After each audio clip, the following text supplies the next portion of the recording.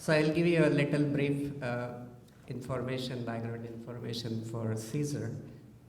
He has finished his MD and he also is FSCC, is a co-founder and medical director of South Asian Heart Center. And he has a private cardiology practice in Mountain View. And then he obtained his medical degree from Yale University. And then he also has a research fellowship with Yale. And then he wrote his MD thesis at the Joslin Clinic at Harvard University Medical School.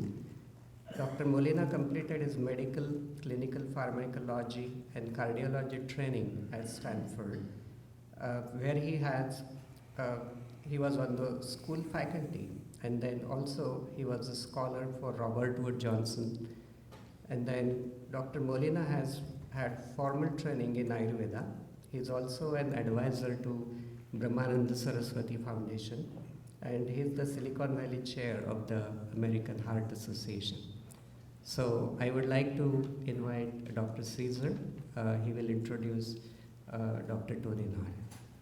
So thank you for coming.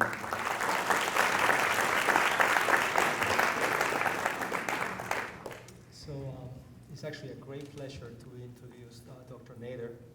Dr. Nader received his MD degree from the American University of Beirut in internal medicine and psychiatry. His PhD in the area of brain and cognitive science from the Massachusetts Institute of Technology, or MIT, where he was also a visiting physician and assistant director at the Clinical Research Center. He completed his postdoctoral work as a clinical and research fellow in neurology at Harvard at the Massachusetts General Hospital. His desire to gain understanding of the human mind and body, of consciousness and physiology, led him to the study of Vedic science and technology under the guidance of His Holiness Maharishi Mahesh Yogi. On the basis of this knowledge, of his knowledge of physiology, Dr. Nader has successfully correlated each aspect of the Vedic literature with a specific area of human physiology, with the conclusion that human physiology is the expression of Veda and the Vedic literature. His two published books, Human Physiology, Expression of Veda and the Vedic Literature, and Ramayana in Human Physiology, extend this profound correlation of the significance of Veda. There is no one better than Dr. Tony Nader to describe the intimate connection between science-based allopathic Western medicine and cognition-based Vedic and time-tested Vedic medicine. Dr. Tony Nader was commissioned by Maharishi Mahesh Yogi to discover what is known about our human anatomy and physiology in the 40 aspects of the Veda, and was left in charge to expose this great wisdom and knowledge of Vedic physiology and medicine. Today, he will be talking about Veda and Ramayana as the programming code of the human physiology and the universe. Ladies and gentlemen, please put your hands together to welcome neuroscientist, physician, Vedic scholar, and worldwide leader of the Transcendental Meditation Organization, Dr. Tony Nader. Namaskar.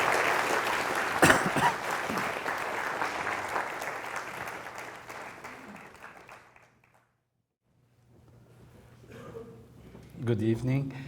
It's a pleasure to spend some time with you on Veda, and we'll leave some time at the end for discussion. This would be if you have questions, and I will introduce also Dr. Neil Patterson. He's one of the great leaders of the international movement, who will present some of the programs that we are doing in relation to this Vedic knowledge and its importance in human development and world peace. Veda is a term that means knowledge. It's a Sanskrit term that means knowledge, and it comes from a tradition in India of the Vedic teachers. From teacher to student, this knowledge has been handed down. And we have now on the screen the picture of a holy tradition, which is the tradition of Vedic masters that have given this knowledge to mankind. It's not started yet? Could you see it now? Okay. So this is the picture of the tradition of masters, and I have received all knowledge that I know about Veda from one of these great representatives of this tradition who has lived in this world, in this our generation, Maharishi Mahesh Yogi, who has been given this knowledge by his master in the Himalayas, who was also the Shankaracharya of Jyotirmat in Himalayas. What is very specifically important and interesting about Maharshi's approach to this understanding of what Veda is that he described Veda as the expression of the laws of nature. Veda is, as we said, a term which means knowledge. This term has been used and interpreted in so many different ways, and the knowledge available in the textbooks of the Vedic literature has been translated and commented upon, and there are many universities that give PhDs on this ancient knowledge. So as knowledge goes, it does give all kinds of instructions about life. One of the aspects that you may be familiar with is yoga, for example, which is a unifying value of natural law. And another is Ayurveda, which is the science of health. And there are like this very large number of treatises and teachings within the Veda. So you can learn about herbs and plants and living and diet. You can learn about behavior, about relations, about government, about society. And all of these aspects have attracted throughout the ages the commentators to study them, because it's one of the most ancient, if not the most ancient literature that is available to humankind. And it comes from such an old age, and it's such a huge knowledge, which includes knowledge about planets and stars and their influence in life, which is called also Jyotish. Like this, there are many, many aspects of Veda, and the commentators often have found that there are aspects that are not understandable at all. The main Vedas are 4 of them. They are Rig Veda, Samaveda, Yajur Veda, and Atharva Veda. And if you actually take these books and read them, you won't get any kind of knowledge that we would call knowledge of instruction or teaching or what kind of life to live or what to do. You just get stories about things that are happening that are sometimes, one must say, unusual, and for our modern times, certainly today, they sound bizarre.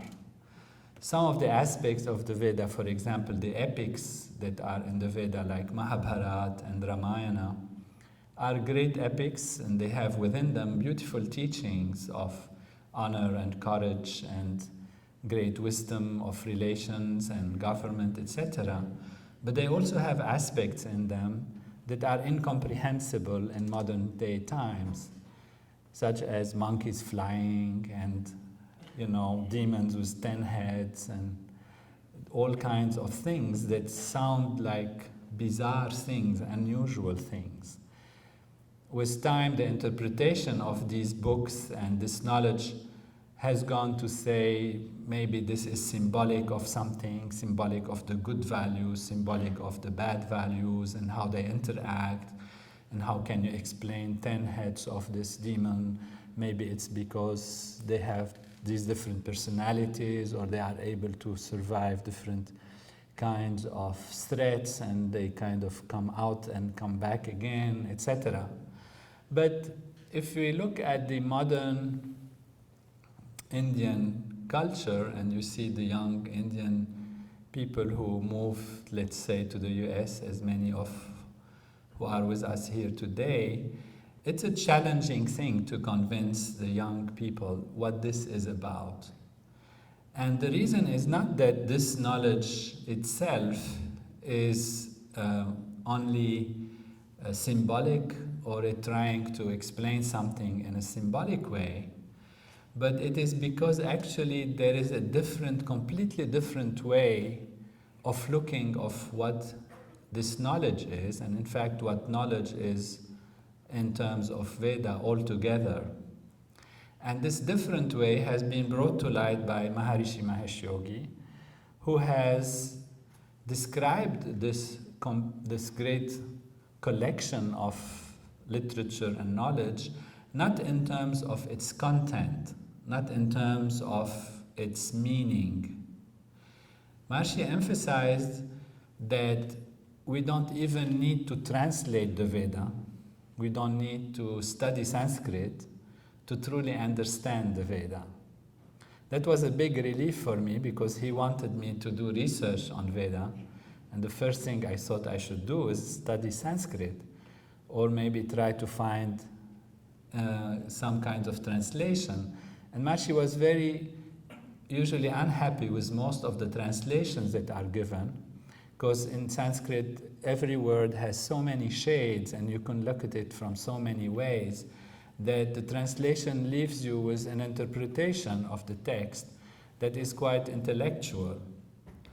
But Maharishi said something very unusual, and that is that Veda is not to be understood from the perspective of the meaning, but from the perspective of its sound value and the perspective of its structure, how it is structured. This is also unusual. What does it mean you understand something from its sound value? And so when I asked Maharishi what this meant, he said, it's actually, Veda is not something that has been composed intellectually, and that the rishi is a seer, those who have actually cognized the Veda, did not sit there and start to think, what should I write, and then correct it, and then adjust it, and look for grammar, and all of that. He said it's a direct cognition. It's a direct experience. And it's an experience that I like to compare to experience of great musicians, for example, who in the inner self, they hear the music and then they write it out. So the music as if comes from inside. Some of the greatest musicians, even in classical music, Mozart and all these great Beethoven and all of that, they usually would say the music comes from inside, and then they rushed home and started writing it. Of course, sometimes they made corrections, and sometimes there are, of course, composers who just write it like an intellectual composition. But the great musicians, they felt something inside, and then they express it outside. And what did they feel? Where this feeling came from? It came from an inner, deep sense of harmony and connectedness to something very profound within our own consciousness. We'll see how this can be possible as we go along this discussion and understand where this comes from. But the reality is that it's a direct experience. And what Maharishi had said is that this is a direct experience of the laws of nature. This is what Veda is about. Veda is actually more of a direct description of natural law, which means the laws of life, the laws of the universe, the laws of interactions between individuals, the laws of biology and chemistry, the basic laws of life that create the universe and make it as it is. That's what science is trying to understand today. Science, in its analysis of physics or chemistry, biology, is trying to understand what are the laws that define the behavior of a cell in the body or of an organ, or how an atom moves and interacts with other atoms, and there is this magnetic force and electric force, and there are formulae and there are constants, and you write them down and you know these relationships. These dynamics of relationships is what constructs the entire universe. And these dynamics of relationships are available all within our own human physiology. Our own human physiology, and this again was Maharshi's beautiful insight, is a reflection of the entire cosmos. And that's why we are able to think, to understand the cosmos. That's why when we have logical thinking and mathematics and reasoning, we can understand how the planets work, how light works, the speed of light, and the relationship and relativity and quantum mechanics.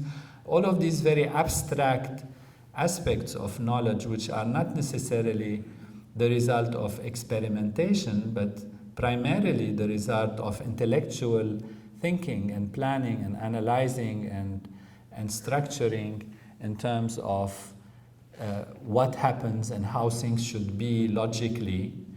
This is what is the result of almost like an artist having an intuition and an intellectual analysis of something and deciding this makes sense and this is how it should be. So the universe, we are able to understand it, we are able to talk about galaxies, about time, about space, about particles that are smaller than the smallest, about dimension, they are bigger than the biggest. All of these are, again, coming from what we call logic and mathematics and intelligence and thinking. And these very abstract aspects are available to us as human beings because actually our physiology is constructed in such a way that it contains within it all of these laws of nature. So Maharshi said, Veda has all the laws of nature. Human body has all the laws of nature. And it must be therefore that Veda must look like a human body.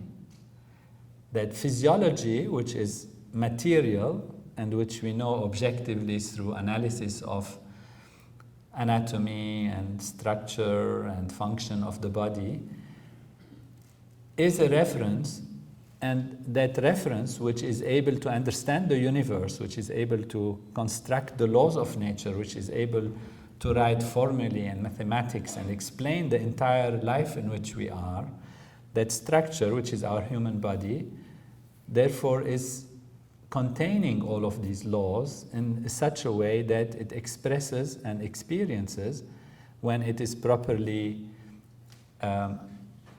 balanced and free from stress and problems, it is able to think the universe and understand it. So it contains all of these laws. At the same time, Veda contains all the laws of nature because Veda is total knowledge. So the proposition was there are two things that contain all the laws of nature. One is physical structure, our human body, and one is literature, that is the Veda. And basically the challenge was how to show the relationship between these two, if we can find the relationship between these two. And the relationship should not be on the level of intellectual analysis or interpretation, meaning it shouldn't be open to philosophy and interpretation. It should be really very scientific. And to have something scientific about the body, you have to look at its structure, how the structure of the physiology is, and how it functions, what it does. So how the brain works, how these different parts of the human nervous system react with each other, and how they create the results of what we experience and what we do. So the structure and function of the body. But how do you look at the structure and function of a literature? And Maharshi was very simple about it. He said, just look at the structure. What is the structure of a book? If you take the book of yoga, for example, it's a book that is available, and it is Patanjali, who is the one who has cognized this book, this knowledge. And you look at how it is constructed. You find it has, very simply, 4 chapters. This is its structure. It has 4 chapters. And each chapter in yoga has a number of subdivisions. These are called aphorisms or sutras. And so the first chapter has 51, the second one 54, like that. They have a number of sutras. This is what we call the structure of a book. This is a very novel idea in terms of looking at a literature which is supposed to be knowledge. And usually knowledge is something you talk about, you understand, you discuss. It's a philosophy of life, it's an understanding of behavior. And here we're not looking at this at all. We're looking at it completely on the level of its physical structure, of its sounds. And the structure of the sound is defined by silence and sound, silence and sound. It's like when you have a sentence, at the end you have full stop, it's a silence. Between words you have a silence. So you say a word and silence, another word of silence. So how many words are there? How they are built? Actually, the pattern in which these literature is built. So there was a completely novel look at any knowledge, and in this particular case, of course, at Veda. And therefore, my task was to take the Veda and look at it from its structural perspective and from its functional perspective. For example, the book of yoga, as we said, has 4 chapters. That's its structure. What is its function? Yoga means unifying, to put together, to unify.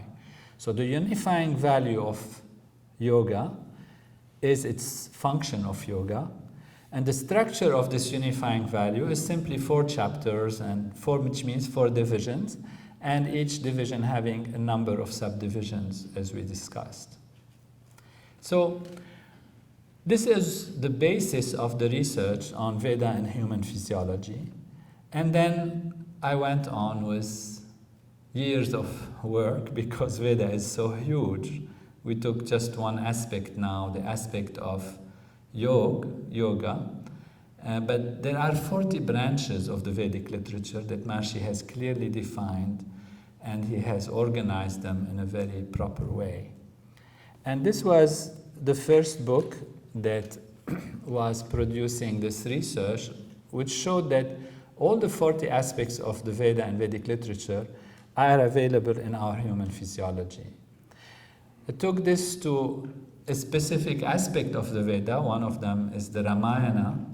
In this case, the Ramayana is a story of a king, and you maybe are familiar with it, of Ram, how he went to the forest with Sita, and then he had to fight, and then Sita was abducted, and then he had to bring her back, and then went back to the kingdom. It's a long story which has many wonderful aspects of knowledge and courage and inspiration and government and decision making and administration and relationships between people and jealousy and fear and all kinds of human emotions, all kinds of aspects of life and descriptions of good and bad and relationship, how to uphold all of these values in life is really wonderfully there. But again, I did not look at the Ramayana from these perspectives. I looked at it from the perspective of the characters in the Ramayana, which means Ram and Bharat and Hanuman and all of these different wonderful characters in the Ramayana, and the Rishis and Vashishta and Vishwamitra and all of these, and see what they do, what's their function in this story of the Ramayana. And compare this to our human nervous system, our body. What function of our body does what? And how does it interact with other parts? And again here, it was completely possible, and that's what made this second book, Ramayana Human Physiology, to find that all of these characters of the Ramayana and all the happenings within the Ramayana are actually happening within our own human physiology. So that's the story of Veda as seen from this angle that we're discussing this evening. Now, This is not something foreign necessarily at all. You know, Maharishi has brought it to light in terms of complete knowledge, but this is something that has already been described in the literature of Veda. If you translate it and look at it, you see, for example, here that Veda talks about human beings as coming out of bliss, living in bliss, and so therefore describes a human being as being on the highest level of any possible achievement, that our life should be lived in fulfillment because we are born out of fulfillment and we come into fulfillment. That means the totality of all the laws of nature is available within us. And that's what the Veda says, all is totality. And you are totality, everyone is totality. As is the atom, so is the universe. As is our body, so is the cosmic body. I am totality, aham brahmasmi.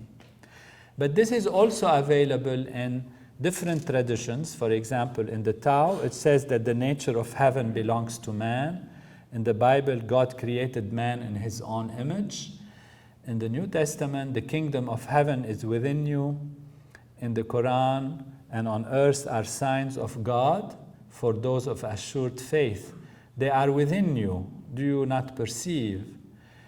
So even in this very nice saying by a great caliph of Islam, and consider yourself to be a small atom, yet the whole universe is folded within you. So all the traditions of knowledge, if you look deep into them, they say that the human being has such huge potential. Now, of course, this is subjective knowledge, which means this is knowledge that comes from intuition, from inner experience. But now in this research that was looking at Veda and the human physiology, this reality is becoming understandable from a scientific perspective. So from Ramayana, Ram is totality, Ram, Brahm, creation was based as it was before. So this is really what we are looking at, and what we are comparing is some subjective aspect of knowledge, like the Veda, to an objective aspect of knowledge, which is a human physiology. And so this is what we are going to highlight this in this few more minutes that we will discuss these aspects of the reality. This is the human brain. It's like an instrument that we have, and that instrument, the purer it is, the more it is able to understand itself and understand the universe. That is also an instrument, like other instruments that understand the different aspects of measurements. The more accurate the instrument is, the more it's capable of taking us to more complete knowledge and to give us more accurate understanding of the environment if we're looking at something from an objective perspective. In the same way, our human brain is an instrument that allows us to understand more or less our reality and the universe, depending on how perfect, how pure it is. This is a slide that shows, we call it the unified field chart of physiology. It takes us now to analyzing really how can we intellectually conceive that a human being could understand the universe, and how intellectually we can conceive that the Veda has had this knowledge. Where did it come from? How these people, the rishis, found it? Where did they discover it? And when we look at this chart, we find an analysis of what a society, for example, is made of. It's made out of individuals. What an individual is made out of is a set of organ systems, and the organ systems are made of organs, the organs out of tissues, the tissues out of cells, the cells out of molecules based on a DNA, and then these molecules themselves are made by atoms, and the atoms are made by particles, and the particles are by more elementary particles. And if you go deeper and deeper in nature, you actually find that everything comes from fields. This is physics, and the physics tell us there are 4 main fields: And this is what used to be thought about 50, 60 years ago. But then gradually the scientists found that these fields, which can be different, are actually the same. For example, electricity and magnetism, you would think they are two different phenomena because magnetism attracts electricity, it just produces electrical current and can light things up, and magnetism attracts iron and whatever attracts each other.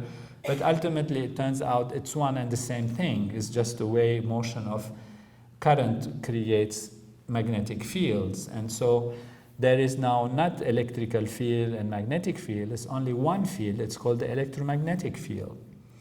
And therefore, as you go deeper into the reality of the physical universe, scientists started to discover that there are more basic fields that are the more unifying value at the basis of all that we perceive.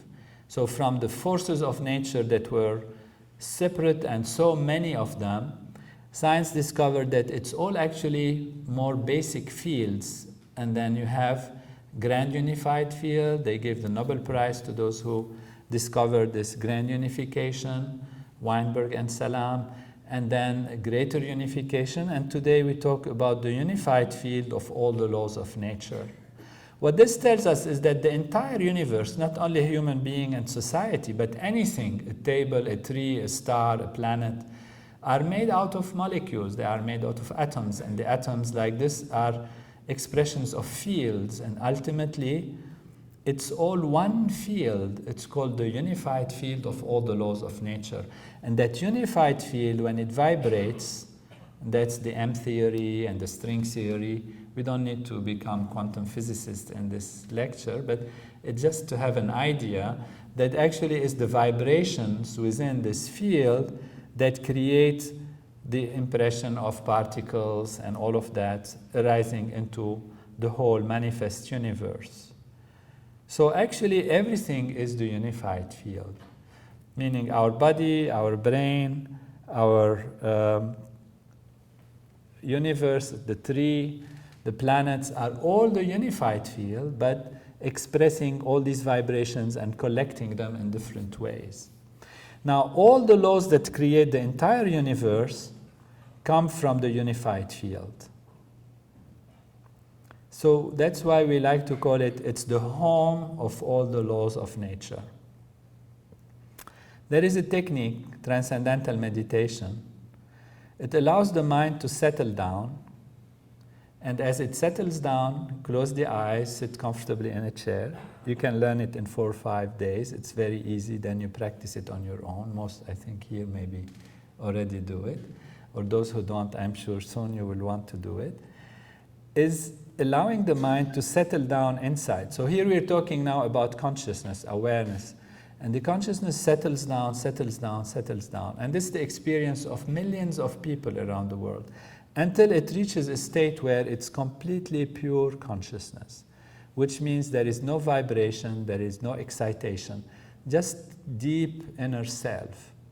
And that experience of what we call transcending is something that is not just on a mind level, that is good for the mind, that is good for consciousness as a very interesting experience, but it shows that the entire physiology gets transformed.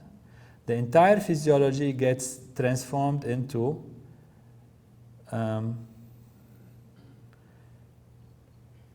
something good. So there are 700 scientific research studies that show blood pressure decreases, health improves, all aspects of life are improved just by contacting that field from the level of consciousness.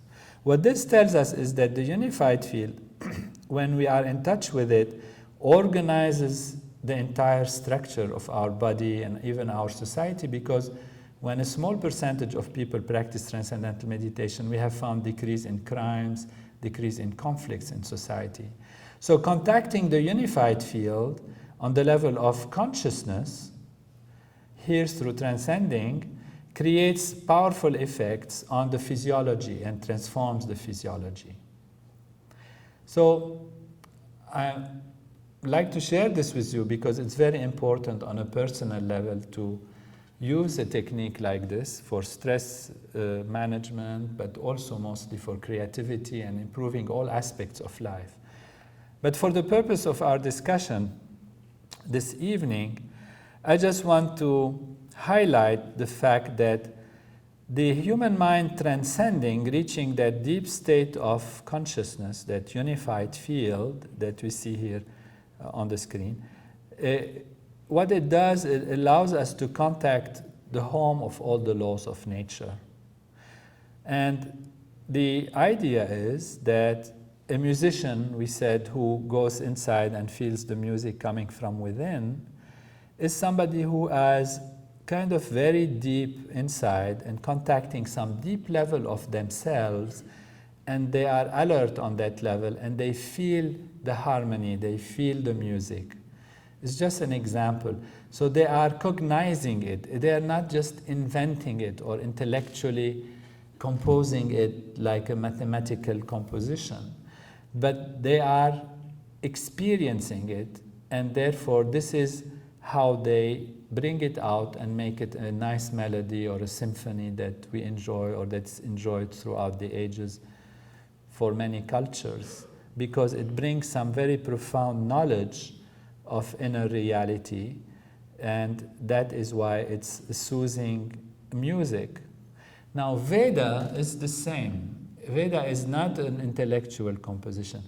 Veda is a direct cognition, but a direct cognition which is much deeper than the music.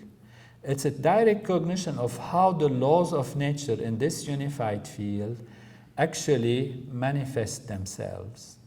So Veda is really the laws of nature directly seen, directly experienced. That's why they call those who have cognized the Veda, they call them Rishi, because Rishi means a seer. And the seer, what does the seer do? The seer sees. It doesn't compose, he sees. He is a seer, he sees it. So these seers, what they have seen is the vibrations of natural law. And they have expressed this, what they have seen, in sound form. The vibration is a sound. And so Veda is literally just the vibrations of these sounds, the vibration of these sounds. Now, the vibrations of these sounds have a structure, because as long you have sounds go up and down, you stop, there is silence, and then you start again, another word and a third word and a fourth word. These are just an indications of silence and sound, silence and sound. This is what creates structure. This is what creates structure. What is very interesting is that this structure is really the structure of natural law. And the Veda is 40 aspects of Veda. We have seen one aspect, which is yoga, which is around here. And this yoga is the 4, as we said, chapters, and it has its own divisions.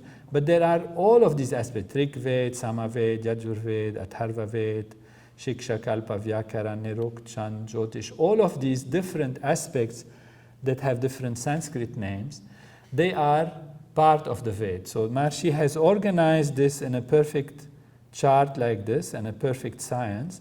And for each aspect of the Veda, there are 2 things. There is the function. What does it do? Like we said, yoga is unifying. That's its function. And what is its structure? How it's divided, literally how the books are divided, how many chapters are there. This is interesting because if you remember, I said it doesn't have to depend on interpretation. Because if it's an interpretation and a translation, you can say, okay, you have a commentary and you have your opinion and I have my opinion, and it's a philosophy. But the structure is something very fixed. You can say how many fingers I have in my hand, and there are 5. You know, it doesn't have to be interpreted. It's not a philosophy. It's not a way of thinking. It's not a belief system. It's just 5 fingers in my hand. How many parts in your brain? There are 4 divisions in the brain. That's what they are. It's not subject to interpretation. And therefore, it becomes reliable knowledge. So in the Veda, it's the same. If you look at it from an interpretation level, from a commentary level, you would say it is, open to philosophy and interpretation. But if you look at it from the structure perspective, it is fixed. 4 chapters are 4 chapters, not 5, not 6, not 2. And so many subdivisions, there are so many subdivisions. So that is where it becomes scientifically interesting. So we said yoga is the unifying value.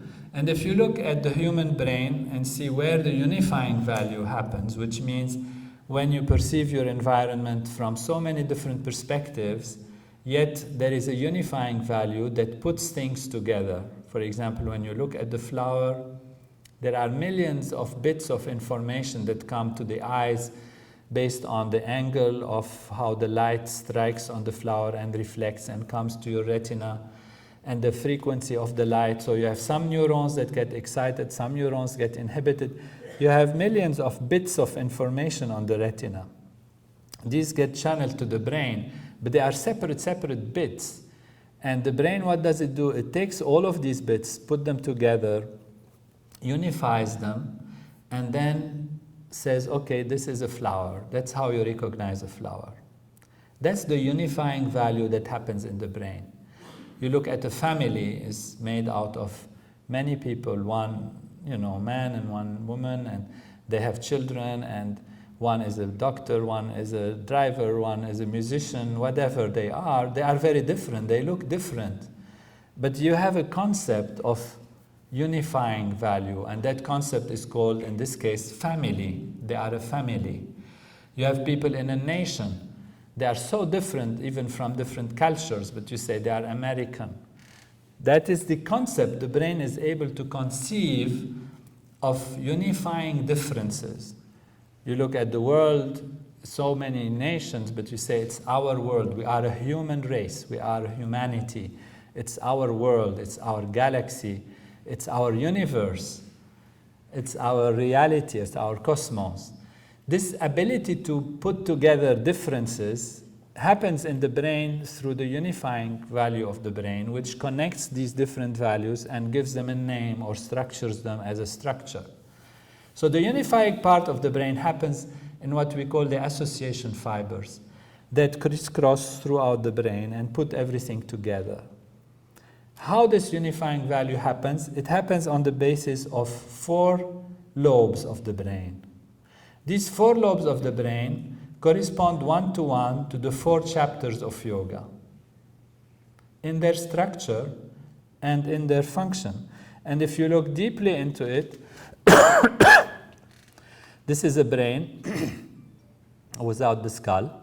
We're looking at it from the side, and these are the different parts of the brain.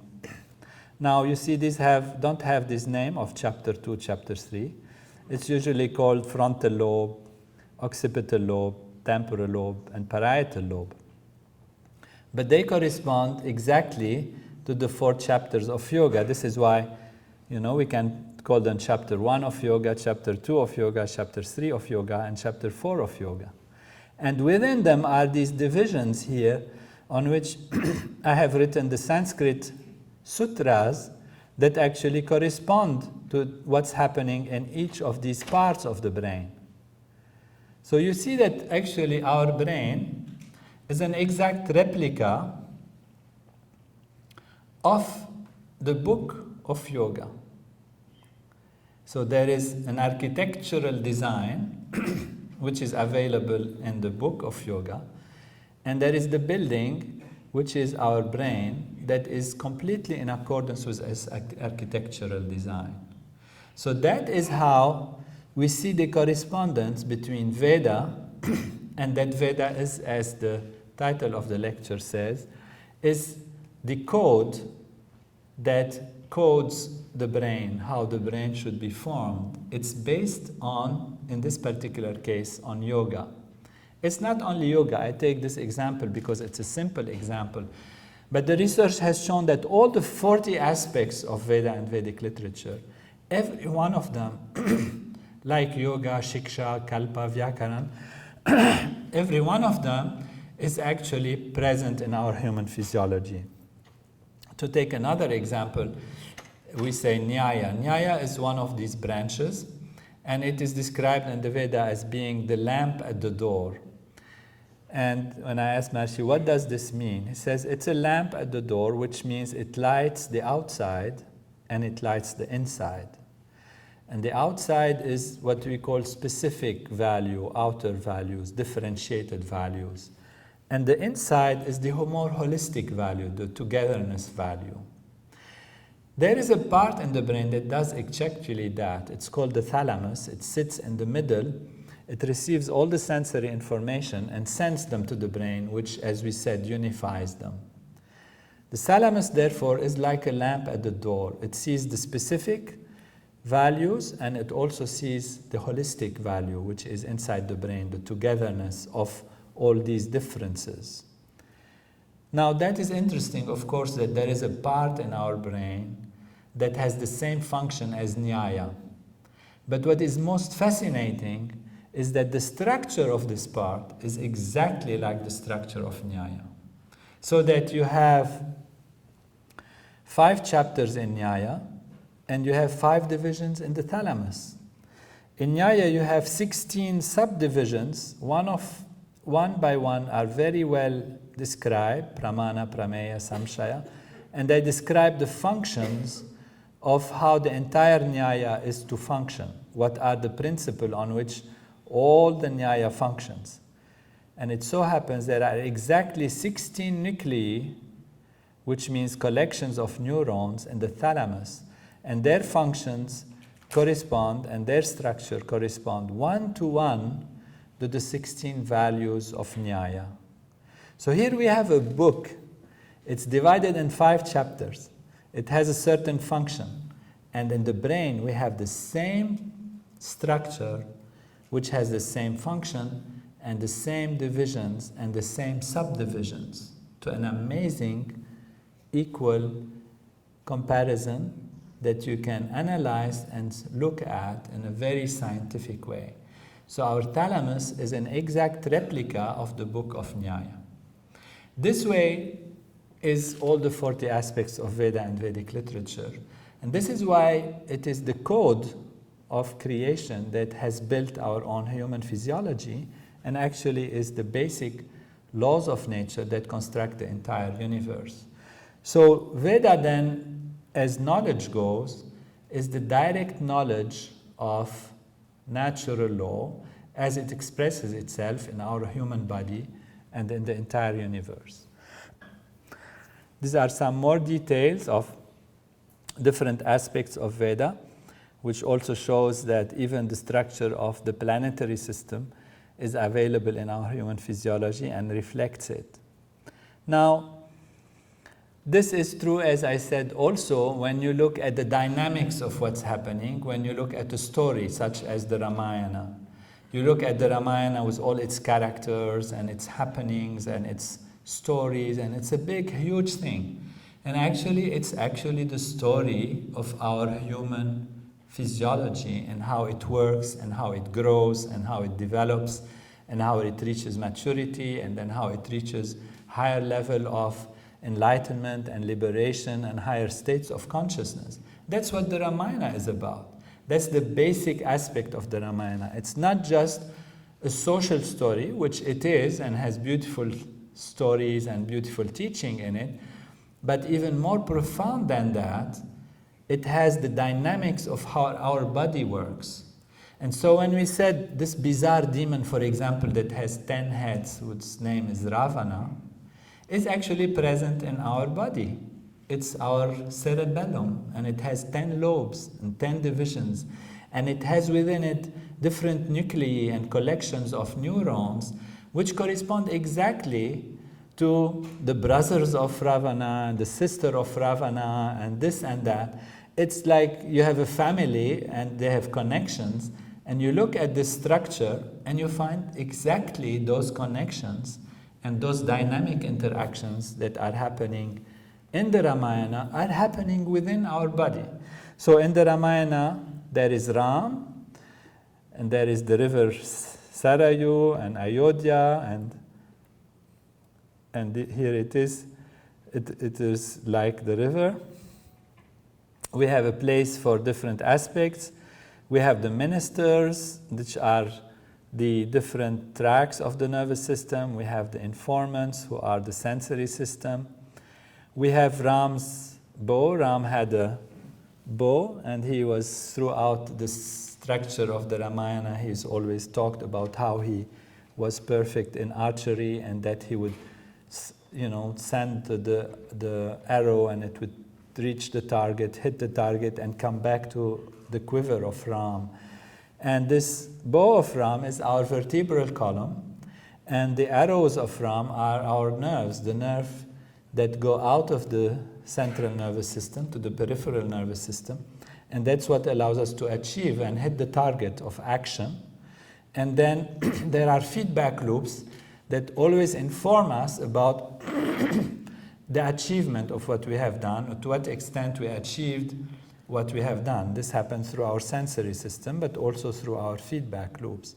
So the arrow going out is the motor function, and the arrow coming back is that what goes back to tell us what has happened and how much we were successful in hitting our target. That's why we can adjust and now hit another target. That's how life goes about. So the bow and arrow of Ram are the vertebral column and the nerves and their feedback loops. Lakshmi is in the heart with its divisions. That's also where Sita is. And we can see also the different aspects of Mahalakshmi, Radha, and Rama. And if we look deeply into all the different relationships, for example, of the mothers that correspond to the arterial system in our body, you find exactly a one-to-one correlation in a family tree to our arterial tree. Somebody had looked at the Vedic literature, and they took all the ladies in the Purana and in the Ramayana and in the Mahabharata, and they connected them together into a family tree. Who's the mother of whom and how many daughters she got, and this daughter how many other daughters she got. And so there is a women's family tree, a ladies' family tree that has been done for the entire Vedic literature. It is exactly like the structure of our arterial system. The artery comes from the heart, it's called the aorta, and it starts dividing into different branches. Some branches go this way, that way, and then they subdivide. So if you go from this and divide and subdivide and you follow this, you find exactly the same structure of the family tree of the women and ladies and mothers in the whole Vedic literature. So there is an exact correlation between this knowledge. Where did it come from? It comes from intuition, from cognition. It doesn't come from experimentation. It's not like the Vedic rishis went into a dissection and they had microscopes and they checked things out to study the anatomy. It came from their awareness. So that's the subjective level of knowledge. How is it possible that this happened? As we explained, they went back into the self, and being in the self, they were able to cognize all the laws of nature and the dynamics of all the laws of nature, and they were able to express them. So all what's happening in the Ramayana, for example, is really a relationships of what's happening in our body, in our anatomy, and in our physiology. This way you have all the ladies are there, all the rulers are there, and there is a history and there is a relationship between ancestry and why it's, Kashyap is the ancestor of Dasharat. Dasharat is the king who had Ram as his son. Then you see the phylogenetic evolution, that the lower parts of the brain correspond to more ancient and the higher parts of the brain correspond to more novel structures that are seen in the Ramayana. The rishis are there and the whole relationships of the rishis is there. The whole story about the monkeys, for example, there is stories about the monkeys and Hanuman.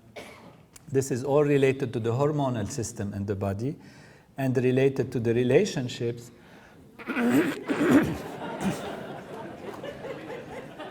it's gonna pile up. And so before all of you come with it, I'm gonna use that.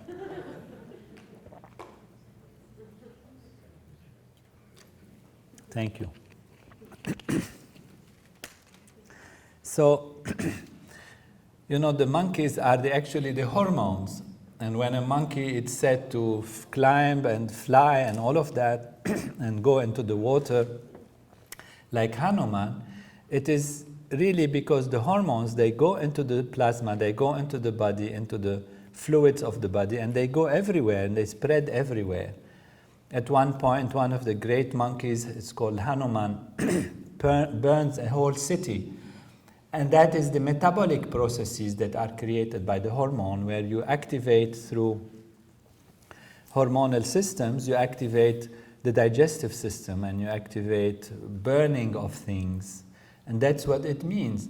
At another point, Hanuman becomes a messenger. He goes and meets Sita, gives her a message, and she gives him a ring to bring back to Ram. This is also a function of neurotransmitters and hormones and messengers. Actually, in the body, they go and sit on a receptor and they report, they bring actually message from one cell to another, from one part of the brain to another. So, ultimately, everything actually that is found in the Ramayana in great detail, very fine details, is found in the human physiology. Not only as independent structures and functions, but as the very profound relationships between structures and functions. So that the study of Ramayana and human physiology is not just something there works fine, it has a name, it has a function, it has a structure. Another thing works here, it has a name and structure, and they correspond to each other. But you see the dynamics of interaction between them is also exactly as the dynamics of interaction between different parts of the body. So the Ramayana is actually happening in every aspect of our physiology. We are a replica of Veda and the Vedic literature, and therefore all the laws of nature that are available in Veda as far as Vedic structure and function is concerned, are available in our physiology. And therefore, our finding is matter is consciousness, physiology is intelligence, and every one of us is really cosmic. We have totality of natural law within us, and that's why we are able to live life in perfection. What is needed is to go back to the self and be aligned with the laws of nature. And then spontaneously, we can act in accordance with the laws of nature. That's what wisdom is about. That's what being a sage or being a wise person is about. What it is about, the ability to know what is true, what is right, and to be able to spontaneously make the right decisions. This doesn't come only from education and information and culture on a surface level. It comes from how much we are within ourselves. Because we have all that is needed to be perfect. We have Ram, we have Vishnu, we have Shiva, we have Mahalakshmi, we have the whole power of total natural law already available in our own human physiology. And therefore, all we need to do is awaken ourselves to our own self, and then spontaneously we'll be able to make right decisions and create a life for ourselves and others that is fulfilling, and have a society that lives in peace and harmony and in perfection. So that's the message of this knowledge of Vedic literature. It's the message of all traditions. As we said, man is created in the image of God. Find the kingdom of heaven within you. This is something we have heard, but now we understand that it is really there. All we need to do is go back to the self. And there is a technique for that. It's not just theoretical knowledge. This technique is a technique of transcendental meditation that has been proven and tried, and it brings us back to ourself, brings us back home. when we go back to the real home within ourselves, we come out fresh and clear, and we are able to think and act in accordance with natural law. So life can be lived in bliss. Everyone is cosmic. So let us enjoy it and live it in perfection and live it for good for ourselves and our society. And now I will take questions.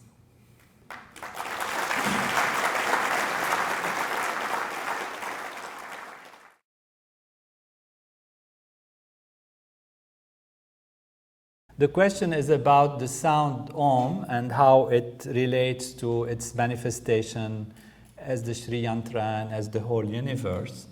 And really the sounds of the Veda, Om is a very profound basic sound, and that's a very like a mantra of sound that creates the vibrations that is nourishing in so many different levels. But in order to transcend, which means to go back to the self, there is a technology that uses mantras, that's Transcendental Meditation, and these mantras have to be adapted to every individual situation. You know, they are not like indefinite number of mantras, they are limited number of mantras. And Om is one of those mantras, but shouldn't be used inappropriately. That's why there is a technique, a system that teaches every individual how to use what mantra and exactly how to use it to take the maximum benefit from it. So even though Om is a very profound and basic sound of nature, it might not be necessarily the best mantra to meditate with or on. It depends on a number of factors, and that's what the tradition of Vedic master gives us, is the technique how to use the mantras and how to teach them and how to actually use them, even the way how to use them, in order for us to be able to transcend. But your question takes us to a deeper even level, and that is how the sounds of the Veda structure the universe. And that's all we're talking about actually this evening, is that these sounds of the Veda, Om is one of them, but the entire sound of the Veda, Agni, Mile, Purohitam, Yagyasya, Devam, Ritvijam, all the sounds that you have heard when you were sitting here that were chanted, are the sounds that structure the entire universe and the entire structure of life. That's why these sounds are important. Not that they are like a prayer, you pray and the priest is praying for you and he's saying, give me something, take something, all of that. Because when you translate them, it's not like that. I mean, these sounds don't, if you try to translate these sounds that you sing, you won't understand much at all. You know, some of it in Rig Veda will say, he took the cow to drink the water, and then on the way back, he sat down and he found somebody, and this has nothing to do with asking that he brings you success in your business. You know, so, but still it will bring you success in your business because it's not the meaning that counts. It's the sound, it's the vibration. If you look at the meaning, you get confused.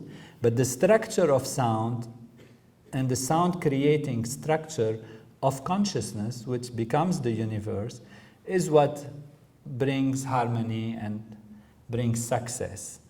And so Dr. Neil Patterson will tell you more about why we use actually these Vedic sounds and the Pandits who recite them, and we have seen that they have powerful effects on society and all of that. So I'll let Dr. Patterson comment on this a little more.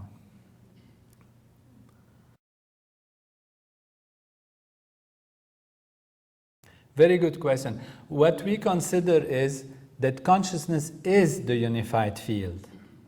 We don't see a difference between them. Consciousness is exactly the unified field. But this unified field has a self-referral quality. It refers to itself. It is beyond reference to anything specific. It is beyond time, beyond space. The self-referral quality is a quality of consciousness.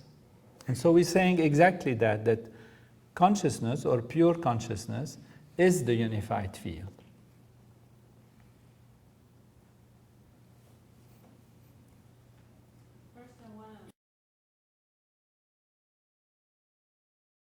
Yes, these emotions are actually dynamics of physiological functioning that take place, during the process of transformation and change that happen through growth and through different situations that occur. For example, one of the major emotions you might be alluding to is when Ram realized that Sita was abducted. And then even Ram, wholeness, gets into a huge emotional situation, wants to destroy the whole universe. He feels great tension and great pressure, and it's just very interesting to read when you look at the Ramayana. What physiologically this means is, because Sita represents the heart, the actual physical heart, and its nourishing value and its oxygenating value, when the heart is separated from the brain, which is really wholeness in terms of Ram, the brain actually feels like asphyxia. It's like, you are cutting off the blood flow. And, if you stop breathing for a while, you know how you feel anxiety and stress and tension. So that's just what happened during that time. And, that was the whole dynamics of Ravana taking away Sita, is trying to cut the blood flow, cut from Ram. So the emotions actually become part of the physiology and part of structures in the body that actually mirror the emotion. Because everything that happens in our mind happens in our body also. Mind and body are one intimate reality. They're not two different things. It's just one way of expressing something is on the level of awareness. Another way is to look at it in a physiological way. For every thought we have, there is some biochemical or electrical change that happens in our brain. And for every transformation in our brain, there is either an emotion or a thought or a feeling or something subconscious, unconscious that happens. And therefore, we do not differentiate anymore mind and body. They are one continuum. And mind going through emotions means body going through transformations. Means also these parts of the Ramayana being played out in one way or the other.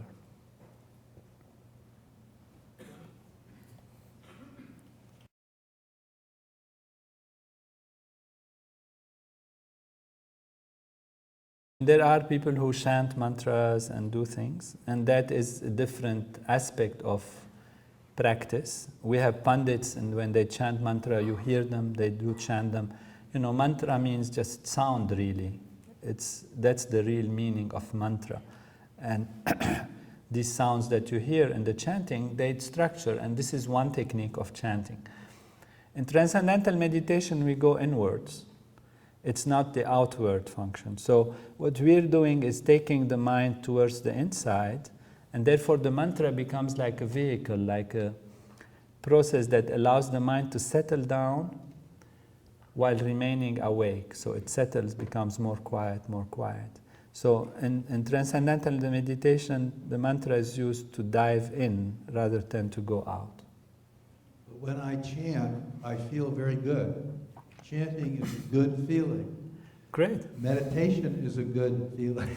Yeah. Good feeling is something, and transcending is something else.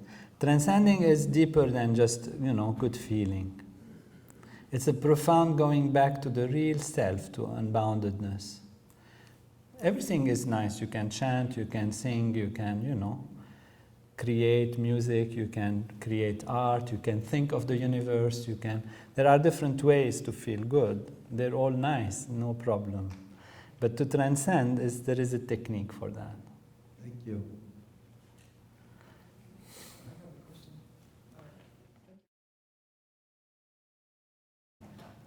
Evil is action not in accordance with the laws of nature.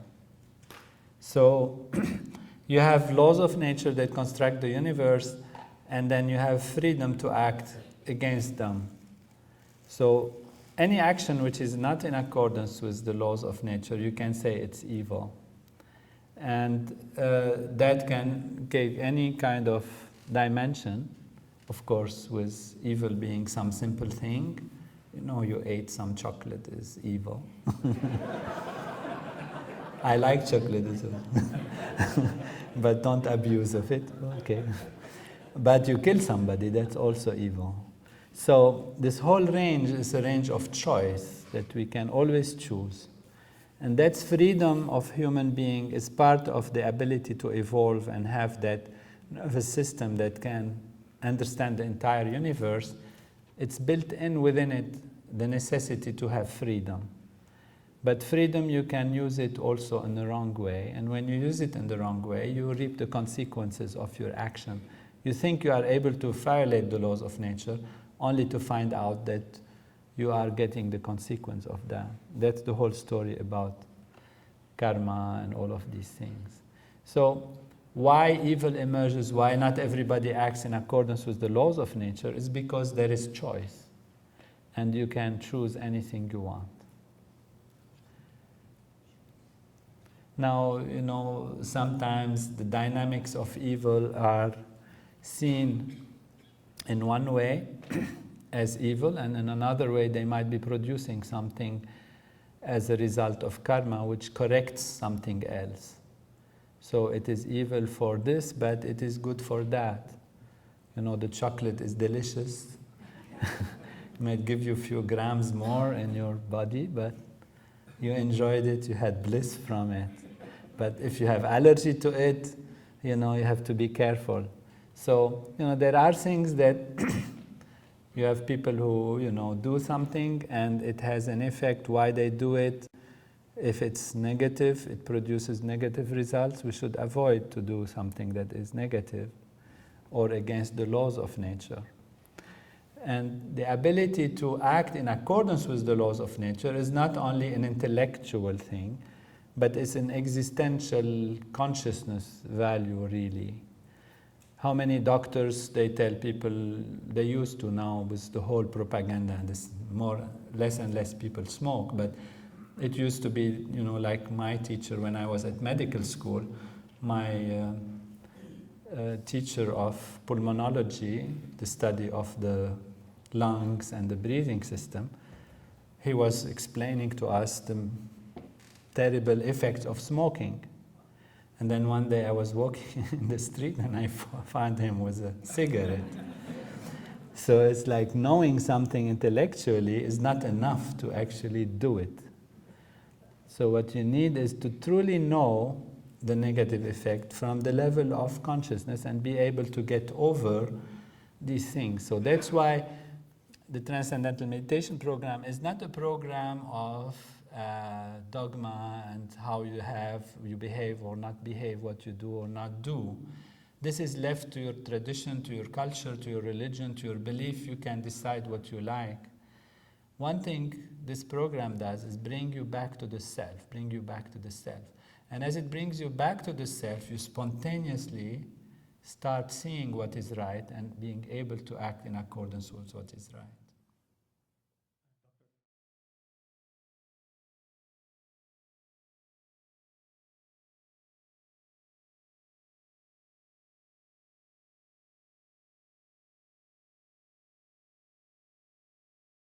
I won't pretend I was a rishi witnessing it. It took a while to find something, because it's just unimaginable at the beginning. Where do you start? And then gradually, as I put my attention on it, gradually it started to come. And when it started to come, it started flowing, because I understood the system. I understood how it works. And Maharishi was always there, encouraging and explaining the Veda, telling me, you will find it, you will find it. And I really believed in what he's saying, even though at that time it looked really like a big, huge code. You have to break the code. And how do you start? Where do you start?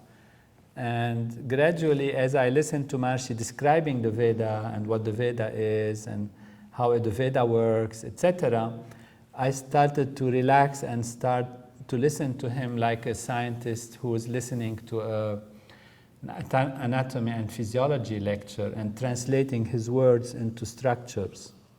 Because I knew the physiology so well, having spent, the good part of my life at that time studying medicine and brain structure and function and all of that at MIT and Harvard and medical school and all of that, it was really lively in my awareness what different parts do and how they move with each other. And when I started to translate Maharshi's words into physiology, it started to come. That's how it worked. Ultimately, I give credit to Maharshi and to nature itself, There is a saying in the Veda that this is how Maharshi explained it to me, and he said, Yo jagaratam richa kamayante. He who is awake, the richa seek him out. So, and he said, remain alert on this, and then it will come to you as if. So I think it's a work of nature, and I was an instrument in it, but I don't want to pretend to have cognized something. It was an intellectual work, but was guided by constant attention on this, and then allowing this to come, and it just kind of came.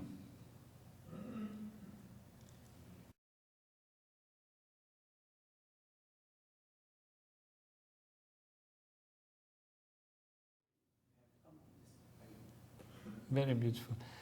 The question is about how all of a sudden this knowledge came about and Maharshi brought it up and this discovery came about, whereas for thousands of years, maybe hundreds and thousands of years, it was maybe understood differently. In fact, maybe it was at some time completely understood like this, and that's why the Veda says, Aham brahmasmi sarvam kalvidam brahm, I am totality, everything is totality, you are that, everything is that, you are the laws of nature.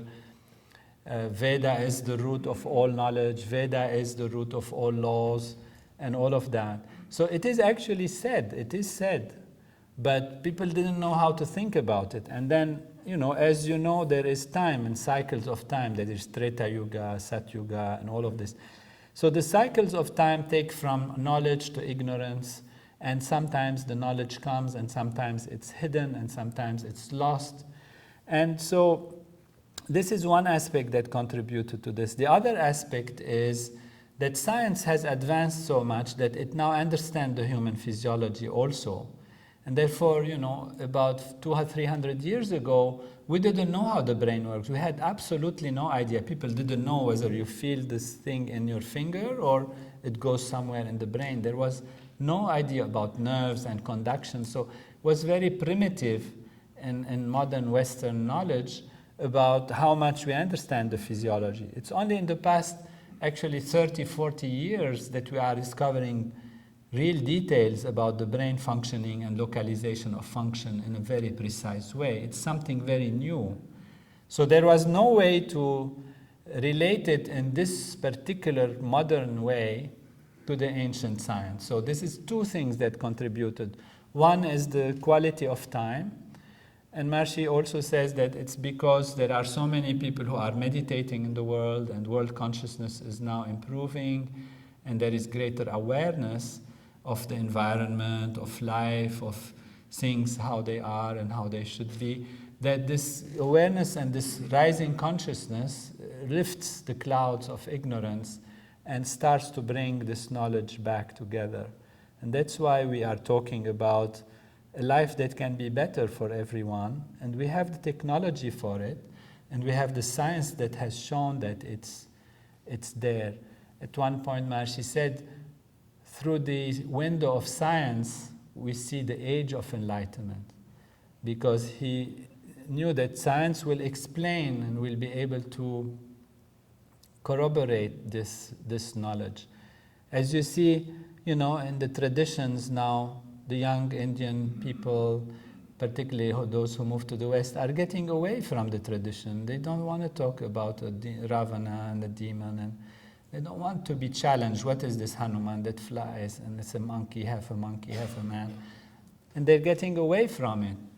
And that's really the time when nature comes and says, no, this is real knowledge. So it's all a work of natural law, and we are all instruments in it, but it's a beautiful, participation in this nature's evolution and nature's cycles and awakening and like that. And so these cycles, and this cycle we are in now, is there is a lot of knowledge. This knowledge is very physical, which is objective knowledge from the physical sciences and biology and all of that, has advanced very much. And at the same time comes to the rescue the total knowledge from the Veda and Vedic literature and these technologies that actually show us that subjectivity and objectivity ultimately are the same. That ultimate subjectivity, which is the ultimate going back to the self, going back inside, is also ultimate objectivity, which is the ability to understand the objects, the quality of structure and function of the nervous system and of the universe from a physical perspective. And this coming together really ushers in a time which can be really very beautiful. And that's why we feel full of hope that even the Ramayana stories about Ram Raj and life on earth, which is free from suffering and all of this, is going to be a reality. We are very optimistic.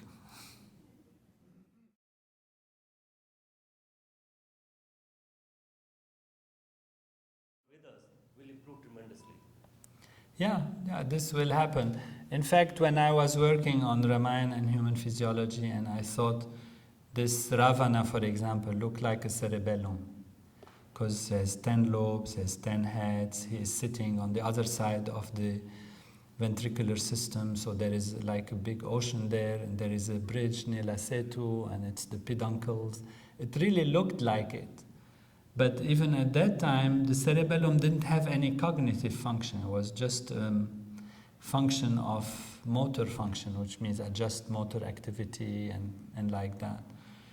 But I said it looks so much like it that it must be it. And then more recently, it was found that there are characteristics of the cerebellum that can really very much be understood in terms of the qualities of Ravana and what the Ravana did and all of that. So in a way, it was also a prediction. It was a prediction that the cerebellum has to have some of these things. And then science found that. It's not that I went out and said the cerebellum is Ravana. People, it's too soon for them to kind of understand this. So the whole thing is going to happen gradually, and science will catch up. And scientists are open, and they will catch up with what seems to be a new idea, an unusual idea.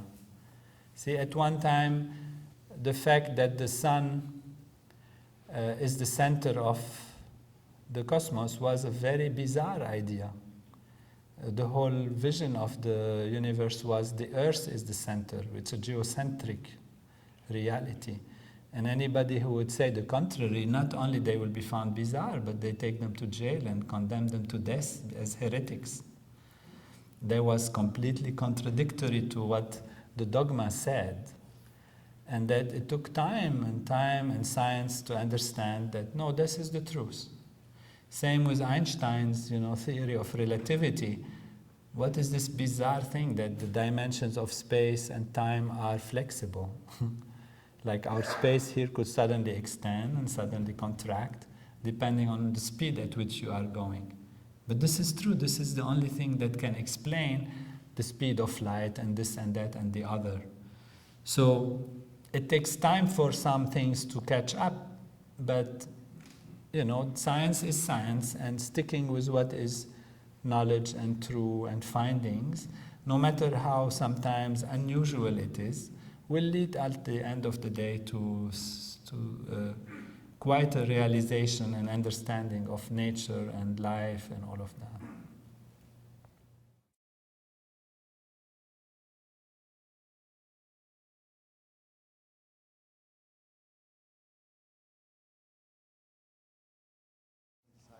Yeah, beautiful. And in fact, we use even these sounds for healing. We have what we call Vedic vibration technology. And these sounds, because they correspond to different parts of the body, if there is somewhere an imbalance, we have found that these sounds, when they are used, they create balance back, because they are the basis of how the physiology works. So there is no question that they have an effect. They have the effect on your body, they have an effect on specific parts of the body, they have an effect on connecting you to the outside and to the inside, and connecting this, it's like a glue of the universe, connecting things together. So this is a very good point. But of course, transcending is primary, going back to the self, as you already have the experience that going back to the self is not just a limited thing, myself, my little self here, but you find that yourself is the whole universe, is expanded, is the self of everything. That's what the unified field is. It's just everything, not just my little self, but you find that your little self is actually the self of everything, and you are everywhere. Beautiful. So thank you again very much, and I hope you enjoyed this evening.